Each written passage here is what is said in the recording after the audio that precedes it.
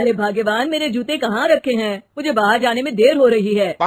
तभी मालती कमरे में आती है। ये रहे आपकी जूते। मैं इन्हें साफ करने के लिए ले गई थी। अरे वाह, तुम कितनी समझदार हो, मेरे बिना कुछ कहे ही सारे काम कर देती हो। तभी मालती झिझकते हुए रमेश से कहती है, सुनिए जी, आपसे एक बात कहूँ, बुरा तो नहीं मानेंगे ना? अरे नहीं नहीं, बेफिक्र होकर कहो। शादी से पहले मैं अपने मायके में नौकरी करती थी। मैं चाहती हूँ कि अब मैं फिर से नौकरी करना शुरू कर दूं। वैसे भी सारा दिन घर में बोर हो जाती हूँ। देखो मालती, तुम्हारे नौकरी करने से मुझे कोई ऐतराज नहीं है, लेकिन तुम्हें एक बात बता दूं, हमारे खानदान में आज तक कभी किसी औरत ने नौकरी नहीं की। फिर भी एक बार तुम माँ से पूछ कर देखो, अगर वो तुम्हें नौकरी करने की इजाजत दे देती है तो अच्छी बात है।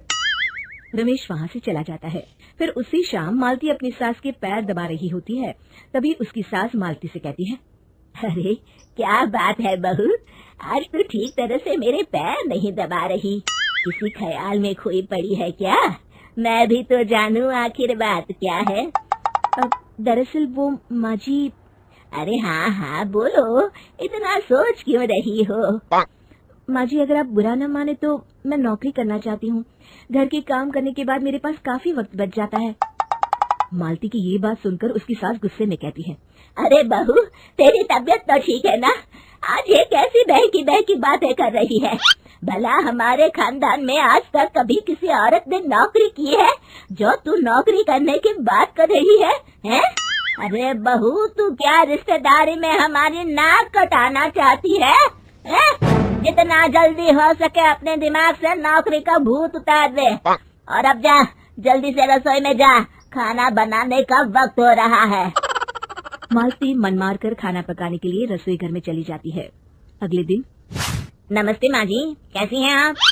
अरे आओ आओ दिवाकर बेटा, बैठो, मैं तुम्हारे लिए चाय मंगाती हूँ। बहू, जरा एक कप चाय तो लेती आना। फिर दिवाकर एक फाइल खोलकर मालती की सास के सामने रख देता है। ये देखिए माँ जी, ये है पिछले महीने का हिसाब और ये रहे मुनाफे के रुपए।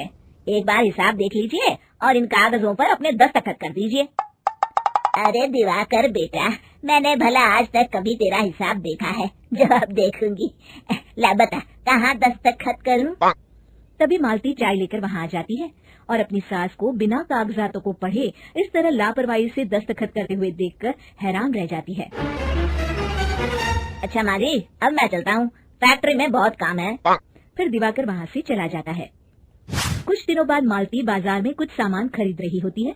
तभी एक बूढ़ा आदमी उसे आवाज देता है, अरे मालती बेटी, कैसी हो? मुझे पहचाना? मैं तुम्हारी कंपनी में मुनीम का काम करता हूँ। हाँ चाचा जी, मैं आपको बिल्कुल पहचानती हूँ। कहिए, कैसे हैं आप? मैं तो ठीक हूँ, कंपनी में कुछ भी ठीक नहीं चल रहा, यहाँ तक कि हमें ठीक वक्त पर तनख्वाह भी नहीं मिलती। ये आप क्या कह रहे हैं? अब क्या बताऊं, आप लोग तो कभी हिसाब किताब देखने दफ्तर आते नहीं। मेरी मानो तो एक बार आप लोग दफ्तर आकर सारा हिसाब किताब देख लो, आपको असलियत पता चल जाएगी। अच्छा बेटी, अब मैं चलता हूँ, देर हो रही है। फिर वो बूढ़ा वहाँ से चला जाता है। वहीं दूसरी तरफ मालती घर पहुंचकर अपनी सास को सारी बात बताती है। तभी वहाँ रमेश भी आ जाता है, लेकिन मालती की सास मालती की किसी भी बात पर विश्वास नहीं करती। तभी रमेश कहता है, अरे माँ, बिना आग के कभी धुआं नहीं उठता। जब मालती इतना कह रही है तो हमें एक बार दफ्तर चलकर देख लेना चाहिए। वैसे भी हम लोग काफी दिन से अपने दफ्तर नहीं गए हैं। इस तरह किसी एक आदमी के भरोसे काम छोड़ना मुझे भी ठीक नहीं लगता। अगले दिन वे सभी अपने दफ्तर पहुँचते हैं और सीधे दिवाकर के कैबिन में जाते हैं। अचानक सबको एक साथ देखकर दिवाकर चौंक जाता है। अरे माँ जी, आप सब लोग अचानक यहाँ कैसे आ गए? अगर कुछ काम था तो मुझे एक फोन कर दिया होता, मैं आपके घर आ जाता। तभी मालती की सास कहती है, अरे दिवाकर बेटा, आज मैं हिसाब देखने दफ्तर आई हूँ, जरा मुझे पिछले 6 महीनों का हिसाब दिखाना तो बेटा। दिवाकर घबराते हुए हिसाब की फाइल मालती की सास को देता है। मालती की सास फाइल लेकर मालती को देती है और कहती है, ले बहू, देख ले हिसाब। मालती फाइल को बड़े गौर से देखती है और अगले ही पल उसे सारी गड़बड़ी समझ में आ जाती है। वो अपनी सास से कहती है, माँ जी, मुनीम चाचा बिल्कुल सही कह रहे थे। हमारी कंपनी में पिछले 6 महीनों में जितना मुनाफा हुआ है, हमें उसका आधा पैसा भी नहीं मिला। यूँ समझ लीजिए कि 1 रुपये में सिर्फ चवन्नी ही हमारे हाथों में आई है।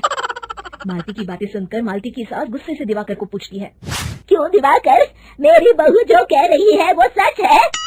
दिवाकर समझ जाता है आज उसका भांडा फूट चुका है। वो गिड़गिड़ाते हुए कहता है, मुझे माफ कर दीजिए माँ जी, मैं पैसों के लालच में अंधा हो गया था। अरे वाह दिवाकर, तू तो एक नंबर का चोर निकला।